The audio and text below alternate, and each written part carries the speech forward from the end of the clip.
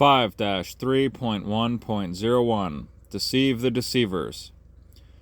Recent history provides for us a hint of a massive inherent weakness of the mainstream media.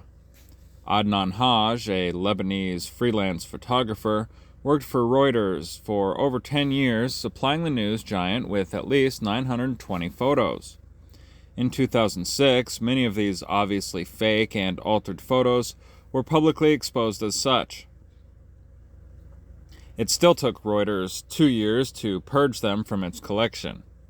Looking back on these old photos, it's amazing how bad the Photoshop work looks, and yet the media and the public believe them because they fit the narrative that Reuters was pushing. On the topic of fitting the narrative, that brings us to the infamous Islamic rage boy, Shakil Ahmad Bhat. Even if his name doesn't sound familiar, you will almost certainly know his face if you were to see him. He has been used all over the mainstream media and the alternative media as the poster boy of Islamic hate. And yet his personal story doesn't even begin to match his internet and media personality. But truth doesn't matter in an industry that sells lies. This is why the same old Palestinian woman crying, pulling at her clothing, and sometimes pictured with a dead child appears over and over in the media spanning 10 years and portrayed in locations 1,000 miles apart. Because she is an actor and the news is fake. Still not convinced that the mainstream media and its followers are gullible and given to overreact? Consider the 2007 Boston Moonanite panic. Such a stunt repeated in a different city every 6 months will both stimulate more rebellion to authority and drive the authoritarian stuffed shirts out of their tiny minds. In the case of the Boston Moonanite panic, almost everyone between the ages of 10 and 30 got the joke at the time, while almost everyone in government was aghast at this act of terrorism. It's one thing to expose the mainstream media lies or play up to their ignorance and fear. It's another thing to feed them lies intentionally to discredit them. Greed, prejudice, ignorance, and lust for attention drive the media. Their hunger and the outlandish causes them to accept any crazy lie so long as it serves their narrative. So we should feed them as much as they will swallow. Then step back and let our friends, the above-ground activists, expose their mistakes. The two-pronged attack. We feed them fake news, and our friends mock them for publishing it. Would you care for some more down and dirty examples? Learn the lesson of the Carlos hoax from 1988, when a small, lightly funded troupe of merry hoaxsters demonstrated for the world to see that the mainstream media were stupid, desperate, and gullible. Now, feed them fake news, fake pictures, fake reports, fake tips to the local and national media, as these are only the beginning. Disinformation during tragedies will humiliate the media, fake scandals on politicians, fake witnesses, hoax after hoax in a never-ending barrage for as long as they will buy what we are selling. Friend saboteurs should take acting classes and practice fooling the media. We can be crisis actors for freedom, getting on camera, spinning incredible tales, punctuated with a flood of tears. Expose local and national media as the buffoons and shills of government that they are. Make throwies and mimic the Moonanite panic. A throwie consists of a button battery, a diffused LED, and a magnet taped together. Be creative. Tie mylar balloons together, covered in LEDs, and release them as a fake UFO. Then call the media with UFO eyewitness reports. Shark Week may be over, but what about all the camel spiders that are invading the Southwest? The opportunities are only limited by the imagination of the individual. The media constantly falls for the fake drug crazes that pop up from time to time, so feed them more of the same. So the choking game was a hoax, but what about all those kids getting high from ketchup LSD, made from fermenting ketchup and regular button mushrooms? Fake, not a real thing. Imagine the impact of a news crew that interviews a local police spokesperson about the success of the local school DARE program, but unexpectedly asks the cop about local kids taking the ketchup LSD. Does your police office keep track of the children who have been admitted to the local hospital due to ketchup LSD? Do you DARE officers warn the children about the deadly ketchup LSD? Now sit back and watch the pig squirm on camera. How about a call-in campaign to the local media about the growing problem in local hospitals with the ketchup LSD fad? How many beds are occupied by these victims? In northern climates, the local news media may be vulnerable to fake school snow closing reports. What? An avalanche has engulfed the local Quickie Mart? Oh no. Apu Nahasipitilian is dead. Shall I go on? Do I really need to go on? You are only limited by your own mind. 5-3.2 Psychological Operations. All successful warfare is based on deception. Hence, when we are able to attack, we must seem unable. When most active, we must appear inactive. When we are near, we must make the enemy feel safely out of our reach. When we are far away, we must haunt the dreams and the shadows of our enemy's mind and appear to be around every corner. 5-3.2.1 Gaslighting.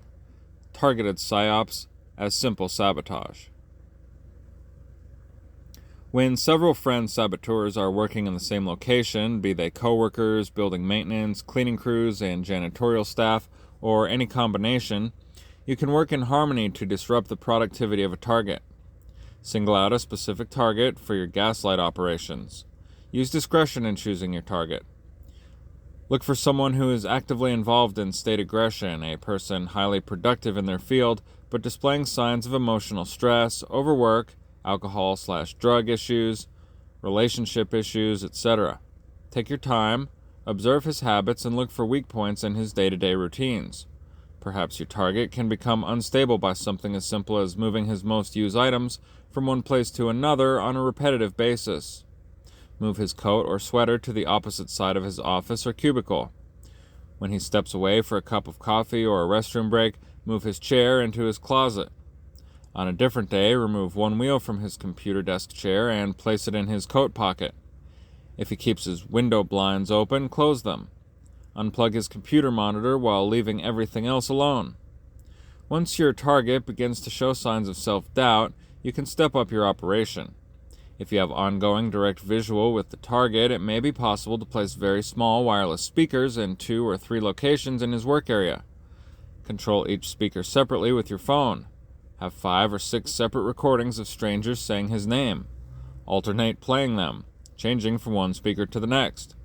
This process may seem cruel and heartless, but if your target's work directly facilitates the robbery, incarceration, torture, or death of the innocent, then he has brought this on his own head when he entered such a field of endeavor. He should not be the recipient of our mercy if he makes his living from the suffering of the innocent. 5-3.2.2 Hit them where they live. Let's say you have developed a friend saboteur network of 5 active friends, all in the same general area. Let's say all of you have some outdoor or yard and garden tools, mowers, a wheelbarrow, a leaf blower, a small utility trailer, and a pickup truck. Or even better, one of your groups owns a lawn service company. Let's say you have a target that is the subject of an active gaslight operation in a nearby town. Let's say you do a little inventive printing and place fake company identifications on your truck, and while the gaslight subject's home is empty and everyone is at work or school, your crew of fake yard service workers remove or destroy the landscaping of his fine upscale home. Then send him a fictitious bill for the work. Then begin spoof calling him from a fake bill collector. Let's change that scenario slightly. Let's say none of your network of friend saboteurs is talented in the ways of yard work. However, one of your group owns an automotive towing and wrecker truck. Change the identification on your truck, and when the subject goes to a store or other location where they will be away from their car for a few minutes, tow the subject's car to a no parking area a few miles away and dump it there. You say, but none of my network of friends has a yard business or a tow truck. Well, that is the beauty of a distributed network with no central planner. Ask your friends what they have, what they can do, and make up your own plan. 5-4 Identities. The Department of Homeland Security has revealed that during the 31 months from October 2012 through April 2015, more than 1,300 badges and credentials, 165 firearms, and 589 DHS cell phones were lost or stolen. Having multiple identities is generally illegal. Using such identities in the commission of a crime multiplies the punishment that governments hand out to those who are caught and convicted. Skilled teams working with false identities can and have walked into prisons and walked out with prisoners. Having false identities can be a source of income for a subversive movement. Identities listed with the U.S. Social Security Administration as being permanently disabled may receive monthly payments from the government of $1,000 or more. Simple mathematics and logic tell us the U.S. government hands a lot of money to a lot of accounts, and all of those can't possibly be legitimate. One more note of caution in regards to identities: do not simply jump on the darknet and grab the first fake identity someone is selling. It's far better for a member of the underground to develop the skill to produce false identities than to rely on a supplier of questionable motive. 5-4.1. The practice of hacking is intentionally not covered in this manual for a number of reasons. However, this small word of encouragement is added for hackers and would-be hackers. Two types of hacking that require very little to no computer skills are often referred to as social hacking and visual hacking. Some would place visual hacking as a subset of social hacking. Social hacking can include such things as the practice of getting people to let you in where you're not supposed to be, or to give you information they shouldn't. This is often done over the phone, but the skilled can do it in person. Visual hacking can include grabbing sensitive documents from an office printer or unattended desk, watching someone log into an account and remembering their login info, or searching through trash for private documents or personal information. The more a person practices social hacking, the better he gets, and eventually it becomes second nature to constantly be on the alert for opportunities to use your skills. It shouldn't be necessary to explain how handy it is to have sensitive or personal information or access to private or secured locations, so we will simply add this: even if you don't know what to do with the information, someone in the Friends Network wants that information. Someone can use it.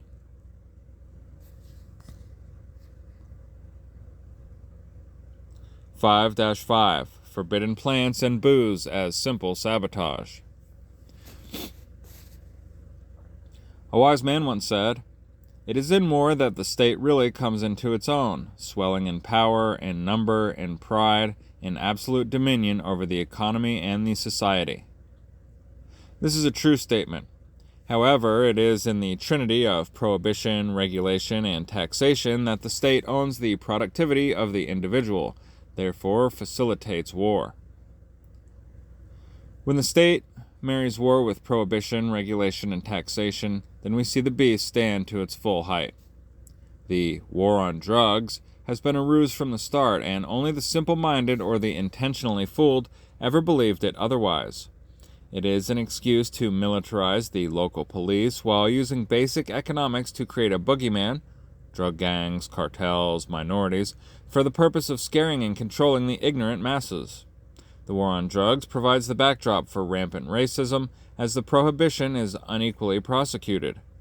At the same time, it's a method for funneling unimaginable amounts of undocumented cash into the pockets of select operatives in the intelligence community. In addition to all of the above, the alcohol industry and the incredibly powerful pharmaceutical industrial complex have long been supporters of the drug prohibition. When the time comes, governments will back down and allow more and more legal recreational drug usage. The move to legalize it and tax it and legalize medical marijuana are nothing more than a continuation of the same ruse, using pacification techniques to control public resistance. Eventually, marijuana will become more mainstream and will be corporately controlled like the alcohol industry. Only a small handful of crony corporations will be allowed to grow it, transport it, or sell it. The price will be fixed by regulation, and taxation will be built into the price structure on multiple levels. That will not be a victory for freedom. It will be a successful act of pacification and neutering. Before then, during this window of opportunity, the drug war can provide several methods for simple sabotage. Farmers, gardeners, and horticulturists can do a great service for our cause by hybridizing a strain of marijuana so that it reproduces faster and grows shorter in height. Activists can spread this weed on public land. Wooded areas of city parks, highway medians, fence rows, or anywhere that doesn't get mowed very often would be a great place to throw seed bombs. Imagine if marijuana grew rapidly and spread like dandelions. Now imagine trying to regulate or tax dandelions.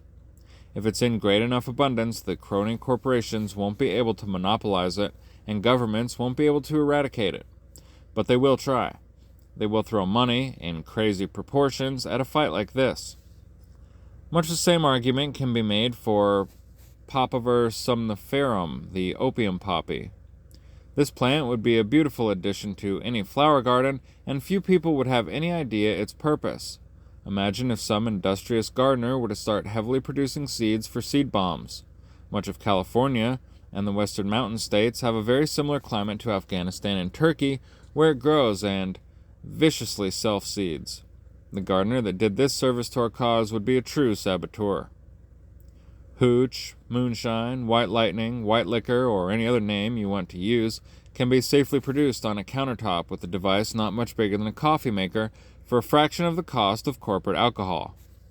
Current to the writing of this manual, a countertop device like described above is being sold by several independent manufacturers from the internet for about $200 and can consistently produce a safe, decent quality vodka for about $5 per gallon.